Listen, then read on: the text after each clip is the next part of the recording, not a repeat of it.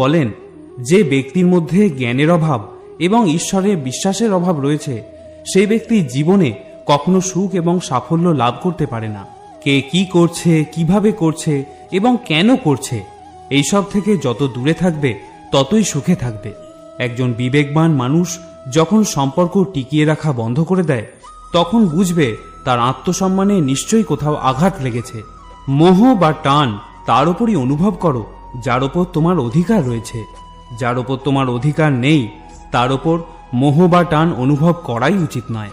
যারা অন্যের কষ্ট বোঝে, যাদের মমতা আছে এবং যারা হৃদয় থেকে শুদ্ধ, তাদের আর জন্ম নিতে হয় না। তোমার কর্মই তোমার আসল পরিচয়। না হলে এক নামের তো হাজারো মানুষ থাকতে পারে। যা হওয়ার থাকে তা হয়েই থাকে, আর যা হওয়ার নয় তা কখনোই হয় না।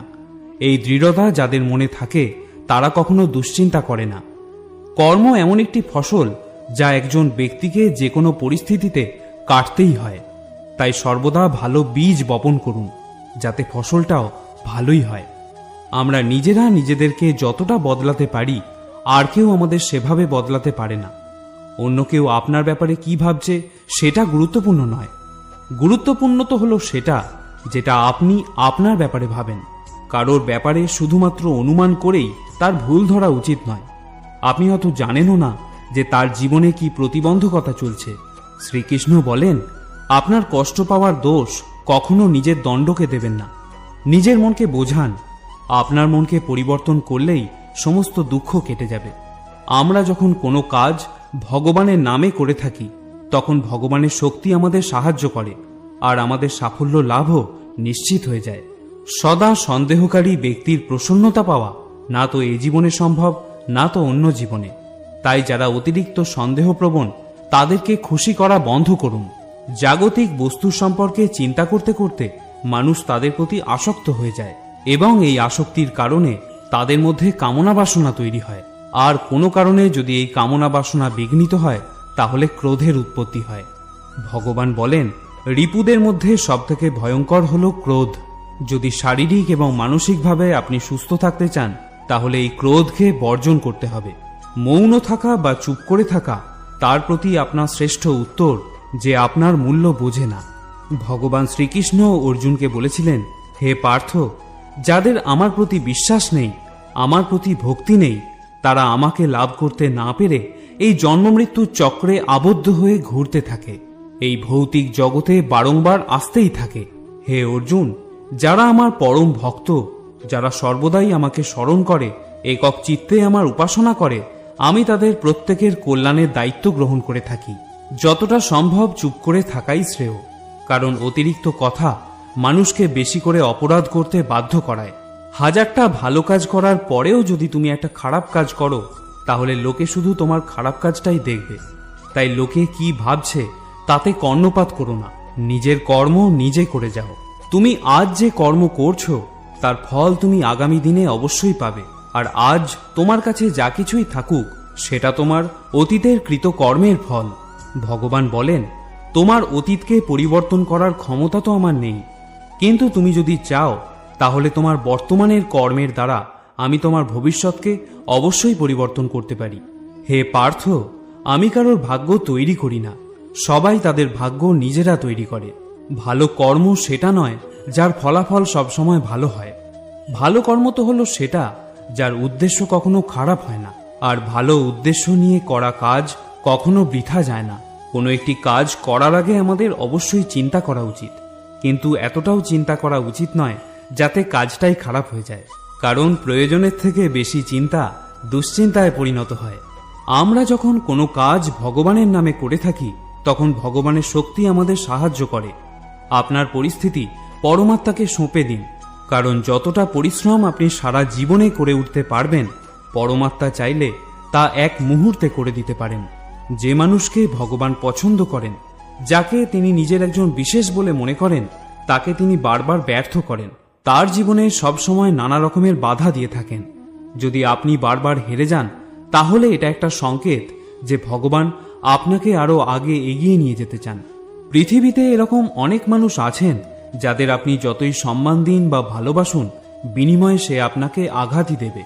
কারণ আপনি লোকের স্বভাব কখনো বদলাতে পারবেন না। কিছু নতুন শেখার জন্য এটা স্বীকার করে নেওয়াই ভালো যে প্রতিটা ব্যক্তি কিছু না কিছু ব্যাপারে আমাদের থেকে এগিয়ে। ছলনা করলে বা কাউকে ঠকালে একদিন আপনার কপালেও তাই জুটবে। আজ নয়তো কাল, কিন্তু অবশ্যই তা পাবেন। যদি সত্যের রাস্তায় জীবন কাটান তাহলে প্রতি মুহূর্তে শান্তি পাবেন, আর যদি অসত্য ও ছলনার রাস্তায় জীবন কাটান তাহলে প্রতি মুহূর্তে শাস্তি পাবেন। পরমেশ্বর বলেন, হয় তুমি সময়ের সাথে বদলে যাও, নয়তো সময়কে বদলাতে শেখো, কিন্তু নিজের ভাগ্যকে কখনো দোষারোপ করো না। যে কোনো পরিস্থিতিতে চলতে শেখো। অন্যের জীবনকে পরিপূর্ণভাবে অনুকরণ করার থেকে নিজের জীবনে অসম্পূর্ণভাবে বেঁচে থাকাও শ্রেয়।